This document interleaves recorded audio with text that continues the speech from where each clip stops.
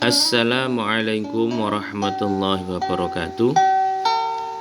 Alhamdulillahirabbil alamin. Pada kesempatan kali ini kita bisa berjumpa kembali di pembelajaran mata pelajaran sejarah kebudayaan Islam, yang mana pada pagi hari ini kita akan bahas tentang masalah biografi Sunan Muria beserta peta dakwanya. Sebelum kita mulai pembelajaran kita pada pagi hari ini, semoga kita senantiasa bisa meneladani kepribadian Sunan Muria serta apa yang Pak Nam sampaikan menjadi ilmu yang manfaat dan barokah. Amin Allahumma amin. Mari kita membaca basmalah. Bismillahirrahmanirrahim. Anak-anak sekalian yang berbahagia, perlu diketahui bahwasanya sejarah penyebaran agama Islam di tanah Jawa tidak terlepas dari peran serta para wali songo yang dengan gigih dan semangatnya menyampaikan agama Islam yang rahmatan lil alamin. Di antara salah satu anggota wali songo yang menyebarkan agama Islam di tanah Jawa adalah Sunan Muria, yang mana Sunan Muria adalah merupakan putra dari Sunan Kalijogo melalui pernikahannya bersama Dewi Saro, yang mana Dewi Saro merupakan putri dari Syekh Maulana Ishaq, seorang ulama terkenal dari Samudra Pasai Aceh. Dengan demikian maka Sunan Giri masih merupakan keponakan dari Sunan Muria merupakan keponakan dari Sunan Giri. Sekali lagi Pak Anam ulangi, Sunan Muria merupakan keponakan dari Sunan Giri. Saat masih kecil, Sunan Muria memiliki nama Raden Prawoto. Selain itu juga beliau sering dipanggil dengan Raden Umar Said atau Raden Umar Syahid. Sunan Muria wafat pada tahun 1551 Masehi dan makamnya terletak di puncak Gunung Muria yang berjarak kurang lebih 750 meter dari kaki gunung di Desa Colo, Kecamatan Dawe, sekitar 18 km sebelah utara kota Kudus. Sunan Muria dalam menyebarkan agama Islam, beliau menyebarkan di beberapa daerah, diantaranya adalah Jepara, Pati, Tayu, Juan, dan sekitar wilayah Kudus. Anak-anak yang berbahagia, ada beberapa peninggalan Sunan Muria yang sampai saat ini bisa kita nikmati, bisa kita lihat. Yang pertama yakni makam Sunan Muria, yang mana makam ini, masjid Sunan Muria, yang mana masjid ini terletak berdekatan dengan makam Sunan Muria yang berada di atas Gunung Muria. Yang kedua, buah parijoto.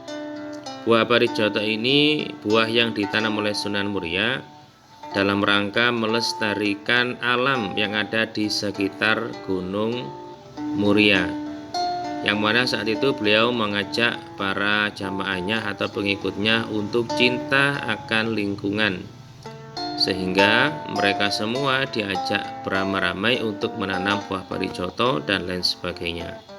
Termasuk juga buah mengkudu, itu juga termasuk peninggalan Sunan Muria. Lalu selanjutnya peninggalan Sunan Muria adalah tradisi kenduri pada 3 hari orang yang telah meninggal dunia, atau telung dinani, petung dinani, petang pului, dan lain sebagainya, yang mana sering kita dengar ada istilah 7 harinya almarhum, 40 harinya almarhum, 100 harinya almarhum, pendak setahun, pendak 2 tahun, sampai 1000 harinya. Itu adalah termasuk salah satu peninggalan dari Sunan Muria. Dan itu baik, karena diantaranya adalah ada istilah komunitas tahlil, itu berarti kita satu saling bersilaturahim dan berinteraksi dengan orang lain, serta memberikan doa kepada ahli kubur. Yang selanjutnya peninggalan dari Sunan Muria adalah daun kelor. Nah, daun kelor ini adalah salah satu peninggalan dari Sunan Muria yang sampai saat ini bisa kita nikmati. Ada kalanya dibuat sayur, ya, sayur daun kelor. Ada kalanya ketika ada orang yang meninggal dunia, lalu saat dimandikan biasanya itu ada daun kelor yang berada di airnya. Kenapa Pak pakai daun kelor? Siapa tahu di dalam tubuh mayat tersebut, di dalam tubuh jenazah tersebut ada hal-hal gaib yang menempel. Itu bisa dihilangkan dengan daun kelor. Yang ketiga, yang keempat, ya, yang kelima maksudnya Pak Anam. Yang kelima ini adalah tembang kinanti. Tembang kinanti ini berupa syair Jawa yang berisi tentang ajaran agama Islam dan kehidupan. Yang selanjutnya gentong.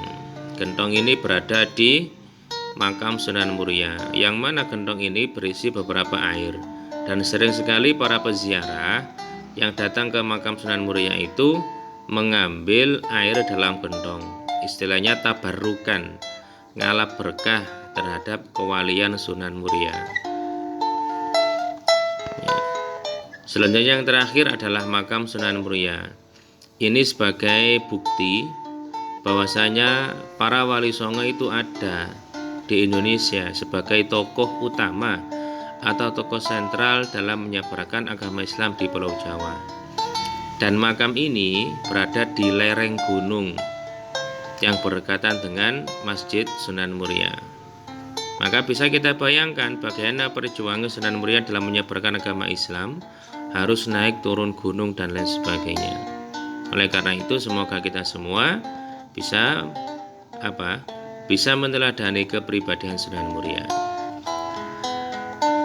Kepribadian Sunan Muria diantaranya adalah satu, berkawan dengan siapa saja. Dia tidak memilih atau istilahnya itu pilih kasih, temannya hanya orang kaya tok, tidak. Sunan Muria bisa bergaul dengan siapa saja, baik yang kaya, yang miskin, pejabat, ataupun rakyat sipil dan lain sebagainya. Karena menurut Sunan Muria, Allah Subhanahu wa Ta'ala itu tidak melihat wajah kita. Allah Subhanahu wa Ta'ala tidak melihat harta kita. Yang dianggap paling mulia di hadapan Allah adalah orang yang paling bagus ketakwaannya. Jadi bagaimanapun kayanya orang itu, tapi kalau tidak punya akhlak, tidak punya iman, tidak bertakwa, maka dianggap tidak mulia di hadapan Allah. Sebab inna akramakum indallahi atqakum. Sesungguhnya orang yang paling mulia di hadapan Allah adalah yang bagus ketakwaannya. Yang selanjutnya hidup bersahaja. Jadi Sunan Muria ini tidak berlebihan dalam menjalani kehidupan. Jadi santai-santai aja dalam berpakaian, juga tidak terlalu berfoya-foya atau glamor. Kalau bahasa sekarang itu glamor. Beliau itu biasa-biasa saja, sederhana dan lain sebagainya. Lalu selanjutnya adalah peduli terhadap lingkungan. Ini menunjukkan bahwasanya Sunan Muria ini sangat memperhatikan tentang kondisi alam, tentang kondisi lingkungan, sehingga apa yang Pak Nam sampaikan tadi, Sunan Muria sempat mengajak para jamaahnya untuk cinta lingkungan, dengan diantaranya adalah menanam buah parijoto, menanam buah mengkudu, menanam daun kelor atau pohon daun kelor dan lain sebagainya. Ini agar apa? Agar alam itu lestari dan tidak terjadi banjir. Karena ketika hutan itu gundul, alas itu gundul, maka akan terjadi banjir. Karena apa? Dengan tidak adanya tanaman yang kita tanam, yang tumbuh besar, maka air itu tidak bisa menyerap ke dalam, artinya ke dalam bumi, maka akan terjadi bencana alam. Selanjutnya, beliau termasuk orang yang bekerja keras, artinya tidak bermalas-malasan. Oleh karena itu, barang siapa yang bekerja keras dalam menggapai suatu cita-citanya, maka dia akan berhasil dalam menggapai cita-cita tersebut. Maka sampean sebagai murid-murid Penuwaru 1, jangan patah semangat dalam belajar, agar masa depan yang kau raih itu begitu cemerlang. Selanjutnya, Sunan Muria itu cinta damai. artinya tidak suka bertengkar, tidak suka berbuat rusuh dan lain sebagainya. Alhamdulillah anak-anak, pembelajaran materi Sunan Muria telah usai sudah. Mudah-mudahan apa yang Pak Nam sampaikan bisa menjadi ilmu yang manfaat dan barokah. Dan yang terpenting, semoga kepribadian Sunan Muria bisa kita teladani dalam kehidupan sehari-hari. Amin Allahumma amin. Mari kita tutup pembelajaran kita pada pagi hari ini dengan pembacaan doa kafaratul majlis. Bismillahirrahmanirrahim. Subhanakallahumma wa bihamdika asyhadu an la ilaha illa anta astaghfiruka wa atubu ilaik. Wassalamualaikum warahmatullahi wabarakatuh.